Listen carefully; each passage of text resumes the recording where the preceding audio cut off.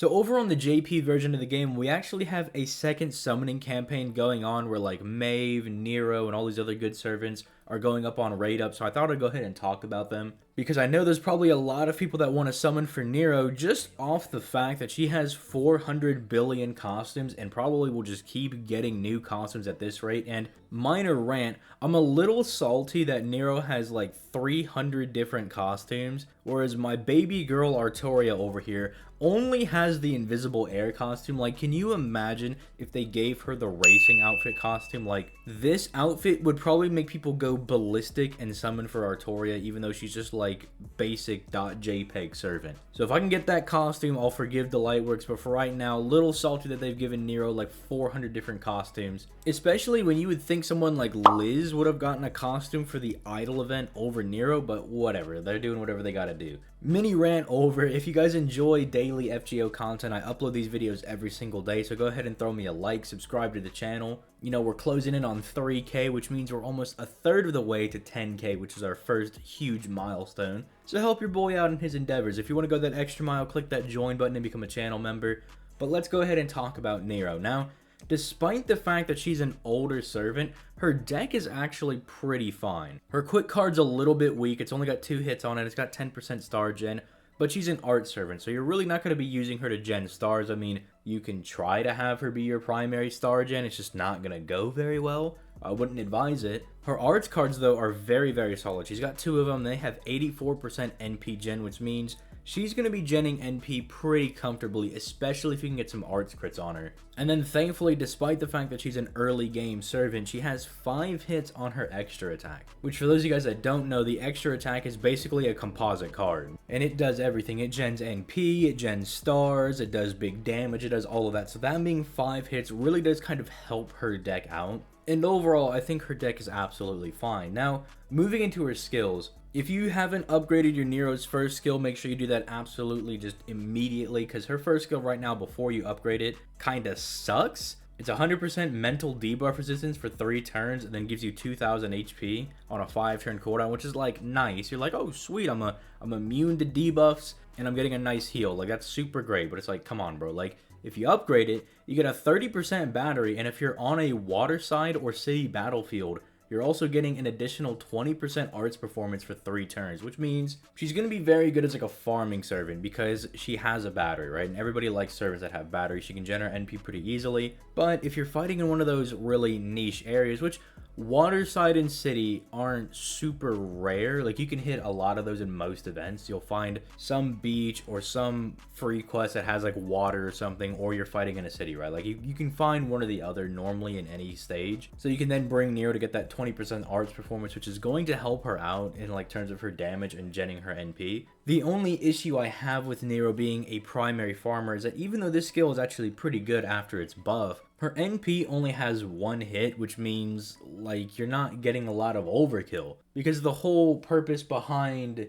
you know, looping and genning your NP is that you try to kill like the enemy in like the first couple of hits. So like say hits 1, 2, and 3 kill the enemy, but then you have hits 4, 5, and 6 are doing overkill. They've already killed the enemy, so not only are they just genning NP, but they're actually getting an NP bonus because of overkill. So Nero's not going to be able to use that, which means if you're going to be using her as like an arts looper, one, you're going to be having a really, really hard time, even with someone like Castoria, but you're going to be having to like pump NP into her just to like get her NP back every single time. But thankfully, because of that, they gave her a pretty strong battery. Like 30% isn't anything to laugh at, and at least that's guaranteed. Now her second skill is the Imperial Privilege skill, which I mean, I know everybody loves this skill, but do keep in mind that we have servants like Landling now, we have characters like Ozymandias, characters that buff our characters' buff success rate. We're going to be getting Lakshmi Bai soon, who does the same thing as well. So there's definitely team comps you can build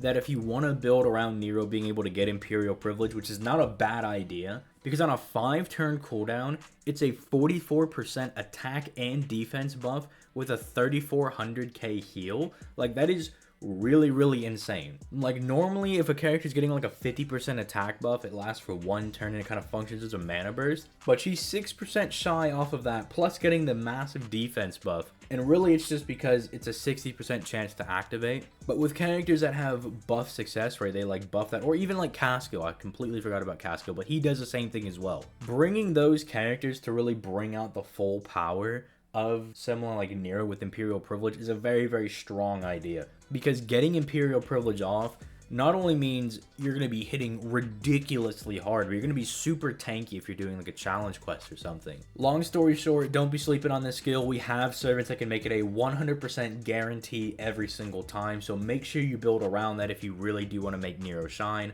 Now finally, there's her third skill, which again, you might notice your Nero doesn't have a third skill, and you're like, why doesn't my Nero have a third skill? Well, history lesson time. Pop up a seat and let me tell you about how FGO used to be. Back in the day in FGO, the only servants that were guaranteed 3 skills were the 5-star servants. This was to not only make them better because they came with 3 different skills, but also incentivize people to summon for them, because you know, the 4 stars or 3 stars, anything lower, maybe they only have 2 skills. Maybe you're the unfortunate sod that only had 1 skill. You don't want to use those servants, they gotta suck. They don't have that many skills, but the 5 stars, ooh, they got 3 skills, buddy. That's really strong. Nero is unfortunately one of those early servants that only had 2 skills. So eventually they came around, they gave her her triple gut skill, and now she's pretty insane. Because really, if you look at Nero's kit, she's very tailored to being a very good challenge quest AoE servant. Like, she functions really well in that role. Because with her NP only having 1 hit on it, you're really not going to be looping a lot with her. Like I said, you kind of have to pump a lot of NP into her to get her to loop effectively. But bring her to challenge quest and she looks a lot better. The battery's going to help her get her NP to continually fire it off in the challenge quest.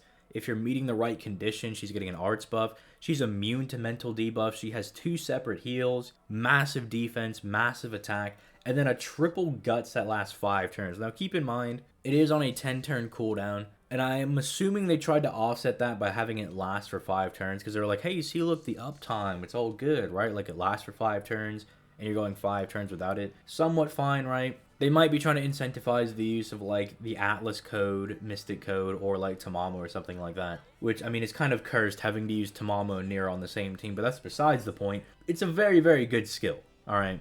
3 guts is very strong. Anyone that's used my boy Hercules knows that having multiple different guts is very strong. It's very good in these challenge quests. Do keep in mind that if your guts procs, if you're doing like a solo or something, it does usually interrupt the opponent's turn. You might notice that you're like fighting a boss and like they kill your first servant and then they just stop attacking after that, or they proc your Herc's guts and then they stop attacking after that. That's usually how the boss mechanics works, although I've encountered some bosses that just completely avoid doing that. They're just like, dead. Alright, there's all your lives. So there might be certain bosses that don't abide by that. But usually this is going to be very powerful in those challenge quest runs. Now, looking at her NP, it's ignoring enemies' defense, and it's reducing their defense by 20% to 40% for 1 turn. Which, I mean, is kind of unfortunate that it's only 1 turn, because you're really not going to get to make full use of that. But if you're bringing Nero as like a secondary DPS, and you're bringing a primary DPS as well, because there are builds for challenge quests where you want to have an AoE to take out the smaller mobs, and then the primary single target to kind of deal with the bigger boss, and then you have your supports kind of cycling around. That is a way that some people do it.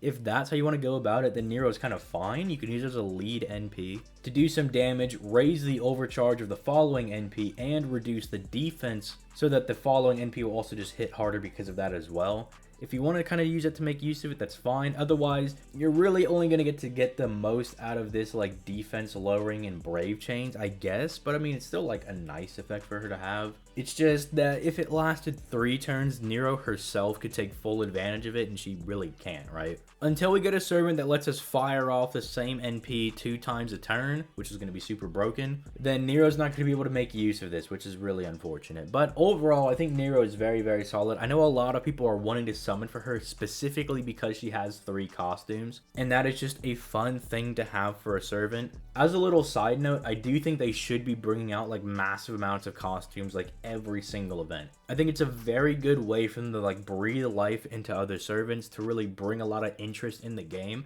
and make people want to summon for some of these servants. For instance, Jalter's a servant that's super broken, and if they buff anything, she's gonna like damn near break the game again. But if they just keep giving her new costumes, they're basically quote unquote updating her without actually giving her any buffs. So I think Nero is like proof that this is like what they're doing and that it does work. I just want to see them do it more often. I just want to see massive amounts of servants getting costumes. And let's give Nero a break for a little bit, huh? Like, how about let's just give her a little bit of a break? I think 3 costumes is enough. But for all I know, the next Singularity or Lost Belt, whatever they're called, the next Lost Belt is supposed to be in Europe and it's supposed to be in England. It's not actually going to be Artoria. It's going to be Grand Saber Nero coming in and she's just going to like beat up everybody. So who knows what they're going to do. With all that being said, I'm going to go ahead and get out of here. You guys have yourselves a nice day. Make sure you like and subscribe on the video. And I'm gone. Peace, late guys.